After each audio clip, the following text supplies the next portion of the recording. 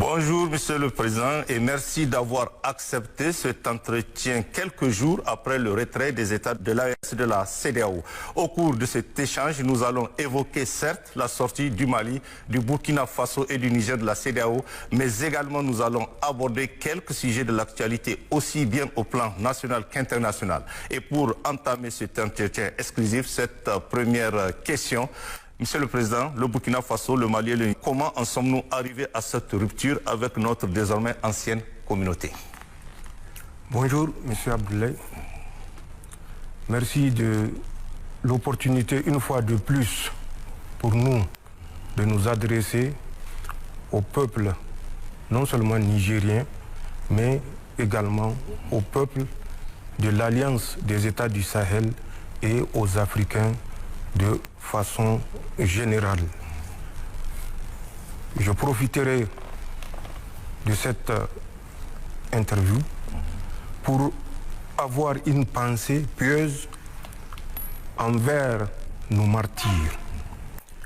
Les martyrs du terrorisme, le terrorisme qui n'est pas seulement celui que nous connaissons avec des armes sur les terrains qui tuent des militaires comme des civils, mais le terrorisme des organisations également et des États étrangers. Nous avons une pensée pieuse envers ces martyrs, qu'ils soient civils ou militaires. Les martyrs du Niger, le martyr de l'Alliance des États du Sahel. Qu'Allah subhanahu wa ta'ala les accueille dans son paradis Firdaus et qu'il leur accorde sa rahma. Pour répondre à votre question, il est important de rappeler, car comme dit le Coran, le rappel sauve l'âme. C'est quoi la CEDEAO? Ou c'était quoi la CEDEAO? Parce que pour nous, à partir d'une certaine date, la CEDEAO avait cessé d'exister. Malheureusement, peut-être que c'est la prise de conscience qui avait manqué pour faire face à l'évidence et prendre des décisions qui s'imposent ou qui s'imposaient. Nous avons quitté la CEDEAO parce que la CEDEAO, ou la CEDEAO entre parenthèses, n'était plus la CEDEAO des pères fondateurs. Et je profiterai d'abord pour faire un rappel historique. Comme je l'ai dit, le rappel sauve. Créé le 28 mai 1975, j'ai dit bien le 28 mai 1975, oui. La CEDEAO avait des objectifs purement économiques et pour la prospérité des peuples. La CEDEAO avait des principes fondamentaux dont je citerai quelques-uns, notamment l'égalité et l'indépendance des États membres, la solidarité et l'autosuffisance collective, la non-agression, le droit de l'homme, entre autres. Cette CEDEAO, créée en 1975, avec comme père fondateur le Niger, le Mali, le Burkina Faso, le Togo, le Bénin, le Nigeria. J'ai fait exprès de finir par le Nigeria, entre autres. D'accord. Si vous voulez que je cite les chefs d'État à l'époque, du Niger, c'était Sékou Touré, du Mali, c'était Moussa Traoré, du Burkina Faso, c'était Aboubakar Sangoulé Lamizana, du Togo, c'était Gnassingbé et Adema, et du Bénin, c'était Mathieu Kérékou, Et du Nigeria, c'est Yakubu Gowon. Tous des Je dis bien, c'est Yakubu Gowon. D'accord. Le Nigeria sortait d'une guerre civile dévastatrice qui avait fait plus de 2 millions de morts, 3 millions de réfugiés, 5 millions de déplacés.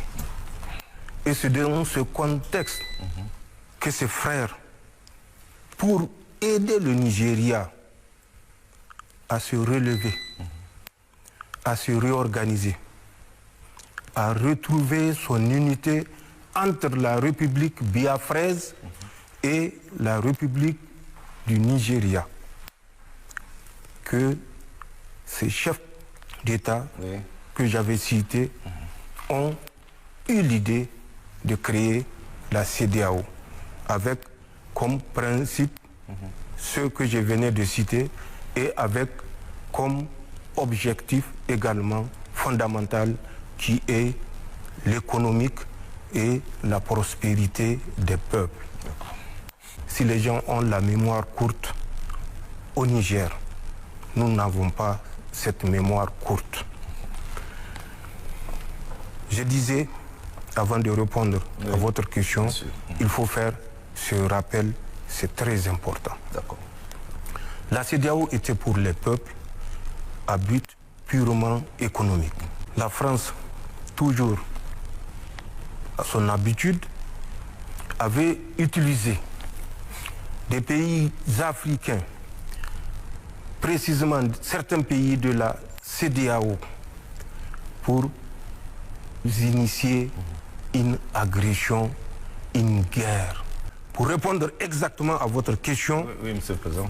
3 raisons nous ont amenés à quitter la CEDEAO. D'accord.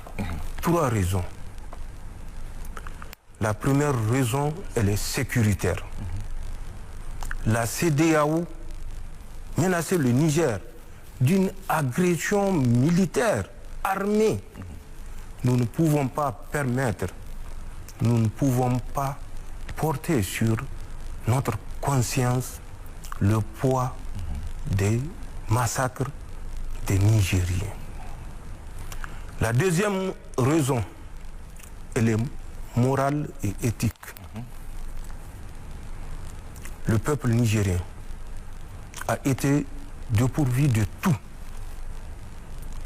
Les produits pharmaceutiques, le minimum vital, l'énergie électrique. Saurions-nous continuer à accepter que des Nigériens meurent parce que nous sommes dans une organisation qui ne correspond plus à la réalité depuis 1991, quand on avait introduit un chapitre, le 6 juillet exactement, qu'ils ont appelé la déclaration des principes politiques. Devons-nous permettre que des Nigériens continuent à mourir pour permettre à certains individus d'assouvir leur volonté ou leur calcul ou leur dessein politique? Non. Donc, c'est cette deuxième raison éthique et morale qui nous a conduit à ce que nous avons fait dans la volonté des pères fondateurs. Qu'aurions-nous gagné en restant dans une CEDEAO où nous sommes sous embargo total, embargo économique qui est l'objectif initial de la CEDEAO, embargo monétaire où nos dépôts à la BCEAO sont confisqués en 2023. Pourrions-nous continuer à rester dans cette organisation? Nous avons décidé, il est temps de sortir de cette organisation de laquelle les États auraient dû sortir de 1991 au lendemain du discours de la Baule, parce que c'est à partir de là que la France avait pris le contrôle de notre organisation et qui ne répondait plus à l'esprit initial ayant conduit à la création de la CEDEAO le 28 mai 1975.